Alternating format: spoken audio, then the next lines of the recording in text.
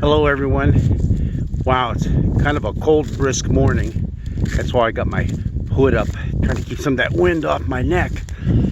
And yeah, it's gonna get in the 60s this week. Woo-hoo! Okay, but not right now. And the other thing to be aware of is we've had quite a bit of wind lately.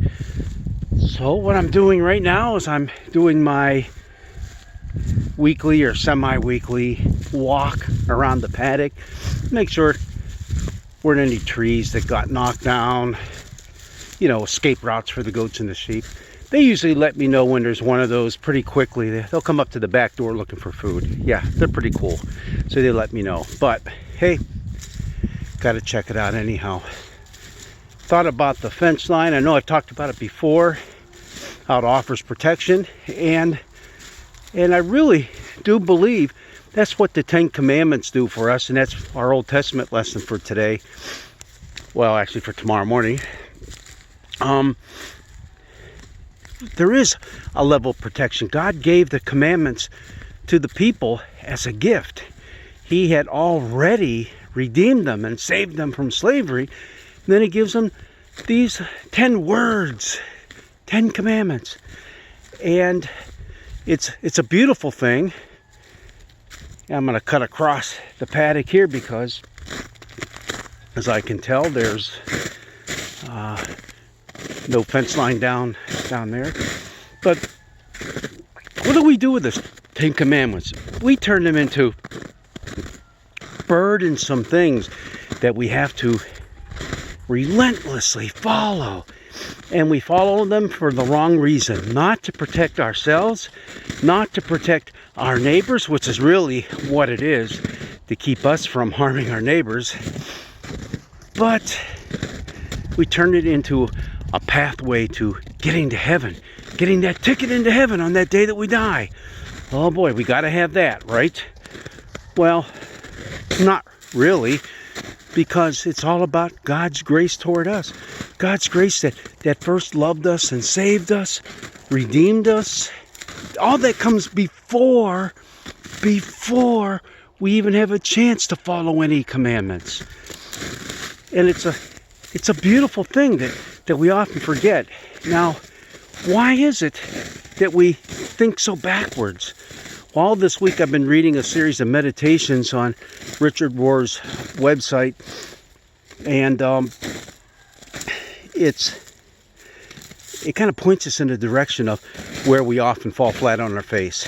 And that is, we have our biases.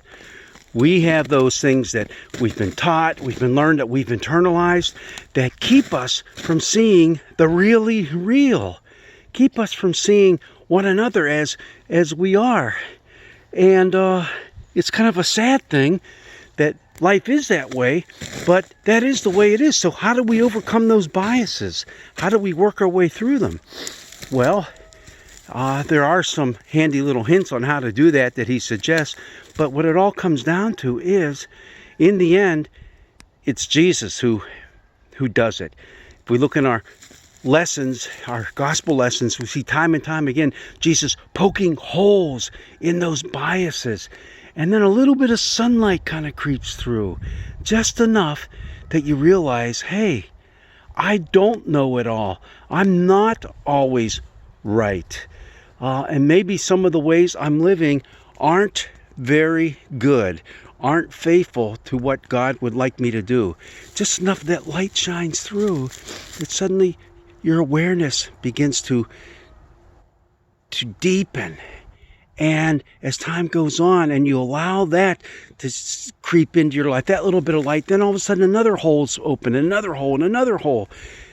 That's why it's so important that what we do is we meditate. We meditate on God's words, because that is how we let that happen. It happens when we gather together for worship. It happens when we get together for Bible study, which I'm hoping we are able to do in our Noel group very, very shortly. By shortly, I mean just a few months down the road. We'll get it going again as soon as everybody gets their shots. Okay? So,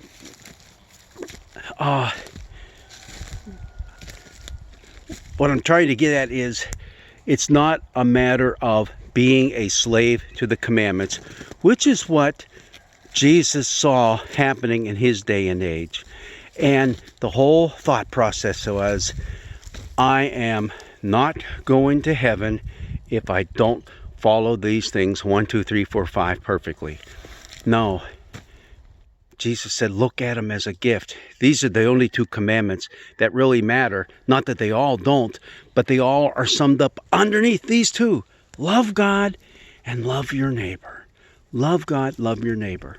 Think about that. How well are you loving your neighbor? How are we as a congregation, as a community of Christians, loving our neighbors? There's a lot to dig through there, because all of a sudden those biases start creeping in, right? Because we label other people with that word, other. You're not us. And some of those biases aren't very pretty, especially when you're talking about people who've been created in the loving image of God. Ooh, just a little bit to chew on, a little bit of fat to chew on today as you take your walk outside. Come on, I'm taking my walk right now, and it's cold, and it's a bit breezy, but it's okay. I'll make my way through. So enjoy your weekend. Enjoy the warm weather that's coming, I think, over most of the country, so maybe where you're at too, you'll see it. But just let it be a great week in Lent, the middle of Lent, as we continue our walk, our journey toward the cross. God's blessings be with you.